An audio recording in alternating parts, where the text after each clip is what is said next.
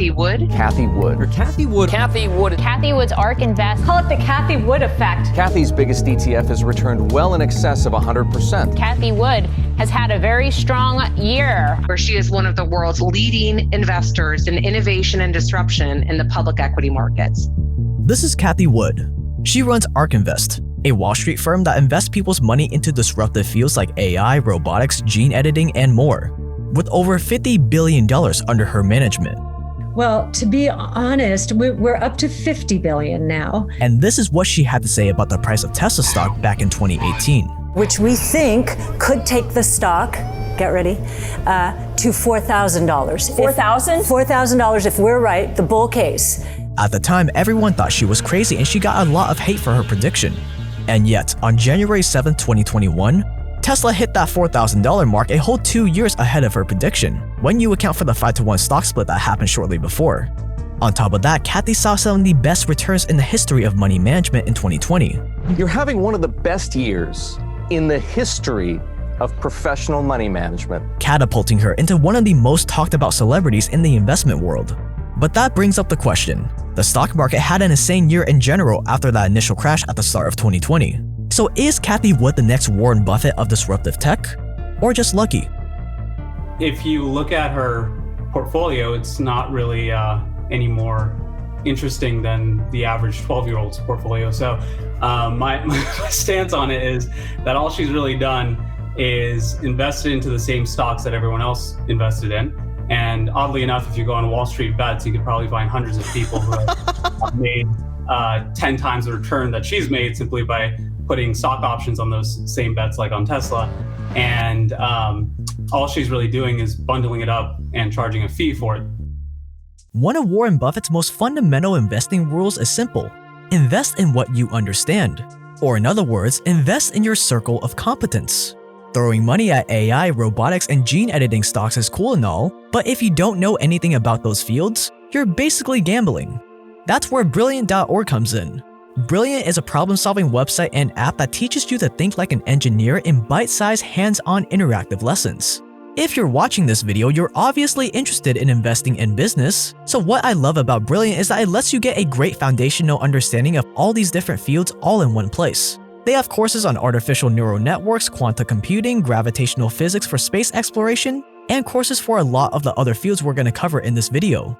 And if you visit brilliant.org/JakeTran or click the link in the description, you can sign up for free. And the first 200 people that go to that link will get 20% off the annual premium subscription. That's brilliant.org/JakeTran with the link in the video description. Cathie's meteoric career started with a degree in finance and economics at the University of Southern California in 1981. She studied under a popular economist named Dr. Art Laffer, who was known for the Laffer curve. She started as an assistant economist at another asset management firm, then spent the next 40 years climbing the ranks of high finance, eventually managing over $5 billion in assets as the chief investment officer at AllianceBernstein. Then comes the tech bubble of the 90s to early 2000s. The new economy. Is it a boom without end? Investors were dumping money into what they thought were disruptive fields that just weren't ready for prime time yet. It was too early according to Cathie. So investors lost a ton of money during that era and a ton more during the 2008 crisis. So what did they do? Everyone started pouring money into other investments that they perceived to be safer, like index funds and passive investing. And by pouring into these safer investments, disruptive sectors that are perceived to be riskier haven't been getting as much attention, and it created an opportunity, what Cathie refers to as value traps. Because what has happened since the tech and telecom crash and the 08-09 meltdown, there's been a shift to what investors perceive as safety. So there's been a lot of indexing and passive investing. Guess what? They are in harm's way because those indexes are filling up with value traps. If we're right, growth investors are holding right now a bunch of value traps because the world that we are in is moving so blazingly fast. So in 2014, she registered the ARK Investment Management LLC with the SEC, and this is her master plan. Cathie's entire investment strategy centers around throwing money into what she calls innovation platforms. Very jargony term, I know, but innovation platforms have three main characteristics.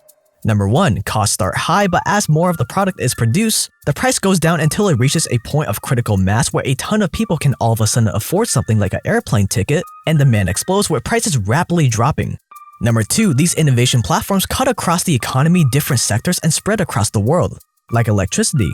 And number 3, they end up helping people create even more innovation, like all the ideas and businesses that have sprang up thanks to the one invention of the internet. The last giant technological revolution man experienced was back in the late 1800s to early 1900s. This was when huge inventions or innovation platforms like the telephone, internal combustion engine, and electricity all converged around the same period. And the result? An explosion of economic activity. Or in other words, there was a ton of wealth to be made during that period.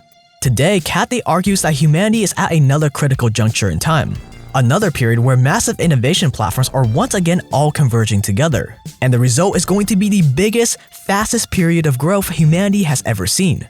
And these are the areas she's investing in for ARK, which have done quite well so far.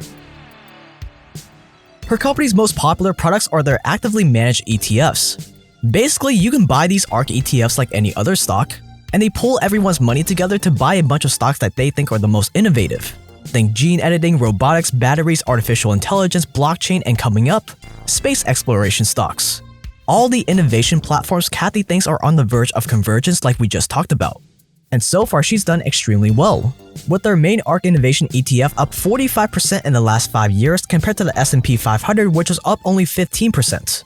And she has some insane projections for the future.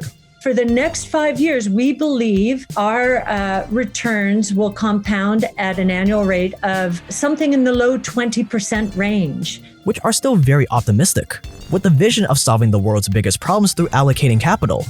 Allocating capital to its highest and best use in terms of increasing access, solving the world's problems. There can't be anything more satisfying. But if you watch this channel, you know that there are always two sides to what people say and their potential motive. And there's one big problem that people like Arvid see with people like Cathie. He's the president of Jordan Belfort's companies and runs one of the most successful consulting firms in Silicon Valley. The fact that some person is running around doing PR about their returns simply by investing into Tesla, like every other human being, I don't really understand why people would just give their money to somebody who also invested in the same crop that everyone else invested. I don't really see how she's done anything distinct per se. She's not found a single company that no one else has found. She's just saying like, hey guys, I agree with you. Let's all invest into these hyped up companies and just trust me and I'll invest in the companies that you'd want to invest in anyway. And let me collect 5-10 times the fees than a standard passively managed ETF would charge.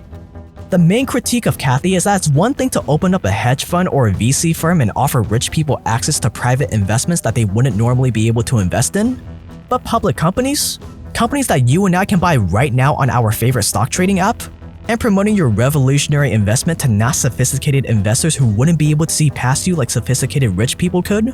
So here's a big difference is like with a lot of, let's say in private equity, the idea, even in venture capital, despite the fact that I consider a Ponzi scheme, at least there's some sense in saying that like, hey, I'm going to put your money into these hot private tech startups that you wouldn't ever be able to access. Oh, that's really true. Yeah. Here, it's like, why don't I just go on Robinhood and invest in the same companies and likely outperform her? So what is Cathie's secret according to people like Arvid? Well, like the founder of Vanguard says, the behemoth company was $6.2 trillion under management. So it's a great big marketing business.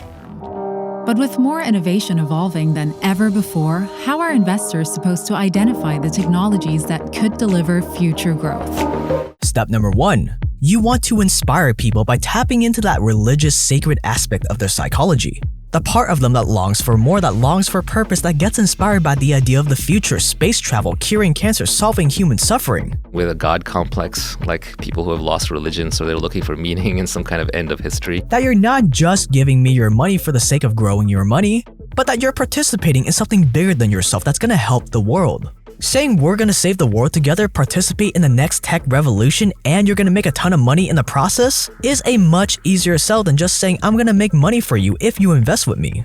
New ways of looking at the world, helping people understand, how the world's going to change, and not only in their investment portfolios, but also in their own lives, their children's lives, their grandchildren's lives, helping them understand how to move everyone to the right side of change and really benefit from the exponential growth trajectories that are just taking off now. Step number 2, invest in overhyped companies that anyone else can buy, so you kind of just ride the wave. There's a few things. So one is she doesn't know anything about technology based on her background. There isn't a single point of indication that she understands the first thing about any piece of technology. Pretty much every piece of jargon that she says is typically memorized from a handful of people that I personally know. We quantify multi-year value chain transformations and market opportunities to identify entry points for tech-enabled disruption so that investors can stay on the right side of change. Then she also points to her analysts being industry insiders in all these different industries. Again, I looked at all their LinkedIn profiles. They have about as much expertise in any of these technologies as the average Reddit user. So I don't really see how she has any particular insight that no one else has.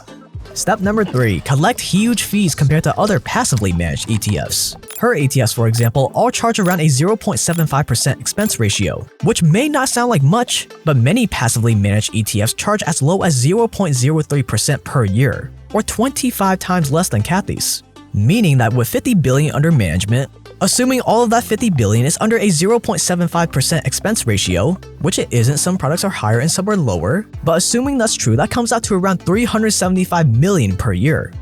And all that money is coming out of the pockets from average everyday people that could have easily bought the same stocks on their own without paying any management fees. For these videos and interviews, I really do try to understand the other side of the argument. Don't people like Cathie serve a purpose? Like, if I were to want to invest in space, she's about to launch a space ETF. Doesn't a person like Cathie serve a purpose? Like, if I wanted to easily invest in space companies? Yeah, I mean, you can also just Google the same space companies and end up investing in those same companies without paying her the fees. So if you look at the history of all actively managed ETFs, so to speak, meaning ETFs that try to use the strategy of just constantly trading stocks in trendy industries, they have historically completely failed. The reason they get really popular is because, again, they're trying to take advantage of a trend and they try to get as many people's money as they quickly can. And as soon as they get everyone's money, they collect as many fees as they can, and very quickly the performance of that ETF largely underperforms the rest of the market. So typically you'll see a big wave up and a big wave down. And even if that isn't the case in her situation, again, I don't really see how her stock portfolio is any better than the average 12-year-old's. In fact, this is nothing new. And it's kind of like what Wall Street was doing during the dot-com and telecom bubble of the 90s. I will say that she's actually very bright. She's a very bright human being for what she's doing, which is that she noticed that there is a phenomenon that's very similar to what happened in the 1990s. It's just a new generation, so they haven't experienced what happened in the 90s. But the same psychology around innovation, so to speak, created that massive bubble that existed in the 90s. And effectively, same things happening again. And she's like, oh, great, it's a new generation. They haven't lived through the 90s. And because they haven't experienced that, they're naive to this. And now, we can play out that same game again. But to really understand what's going on here, you have to understand the business model of Wall Street. You're the president of Jordan Belfort. In the movie The Wolf of Wall Street, one of the best scenes, in my opinion, was Jordan's first lunch meeting with his first boss, Matthew McConaughey, where he explains the entire business is you want to take the money from their pocket and put it into your pocket. Name of the game, move the money from your client's pocket into your pocket. So that's literally how it is. That wasn't an exaggeration. That's right, yeah. In a nutshell, yeah, there's nothing more to it. It's that. But if you can make a client's money at the same time, it's advantageous to everyone, correct? No. There's no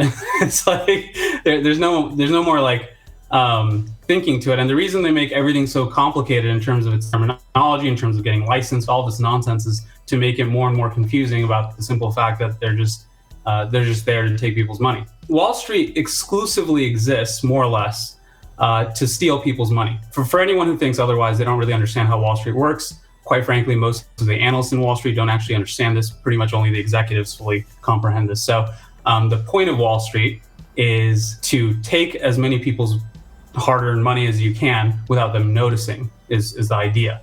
However, the most important thing you have to understand about this business model is that you cannot screw over rich people. Because rich people will 1. See right through you, and 2. They'll fight back and destroy you, as we're seeing happening right now before our eyes. Video coming soon, subscribe so you don't miss out.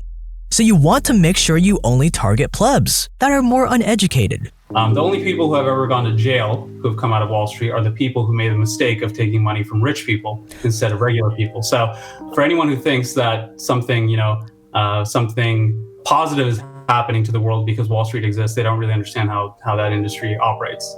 But then again, we can't read Cathie's mind, we'd never met her before, so this is all speculation. And here's her rationale for her business. I felt that the right thing to do was go where no one was. And I've had good success over the years doing that. If you see everyone moving in one direction, and sure, hedge funds have been so lucrative for asset managers. But if you see everyone moving into hedge funds and private, and you look at a new wrapper that's actually a good deal for the end investor, and you go with low cost and public, using the private market valuations as an umbrella, maybe, just maybe, you'll be onto something big. So what's the verdict on Cathie Wood?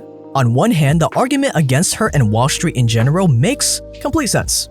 On the other hand, she does come off pretty genuine if you watch her interviews. She does seem pretty passionate about what she does. And she's even mentioned that she doesn't expect these giant gains to last forever. And whenever things have gone this well for me, usually there's a correction around the bend. I do want to warn investors that, in the investment world, it's not just straight up and to the right. We will have those corrections. And if you are just really lazy and you want to invest in these innovative fields in the most hands-off way possible, and you know you're getting screwed on fees for stocks you can easily buy on your own, and you're okay with that, well, who am I to stop you? But I will leave it at this, with a quote that one of my favorite thinkers, Nassim Nicholas Taleb, references. Trading may have princes, but nobody stays king. The people you meet on the way up, you will meet again on the way down. If you're interested in the world of investing, trading, you really like the movie The Big Short, why not check this out? This is a course going over the math used in quantitative finance. The same kind of math the pros on Wall Street use, with the promise being that by the end of this course, you'll have all the skills needed to ace any quantitative finance interview. That's my quant. Your what? My quantitative. My math specialist. Look at him. You notice anything different about him? Look at his face. It's got 26 interactive lessons going over 200 plus concepts and exercises on everything from quant finance to variance to Markov chains and more. And once you're done with that course, you'll have plenty of other courses to check out on finance and all the other tech fields we went over. And who knows, maybe one day you'll launch your own investment fund. Just don't forget to give me a cut of the profits. As Warren Buffett says, the best investment you can make is an investment in yourself. So if you want to check out that quantitative finance course, join over 8 million people learning on Brilliant by going to brilliant.org/JakeTrent to sign up for free. And the first 200 people that go to that link will get 20% off the annual premium subscription. That's brilliant.org/JakeTrent with the link in the video description.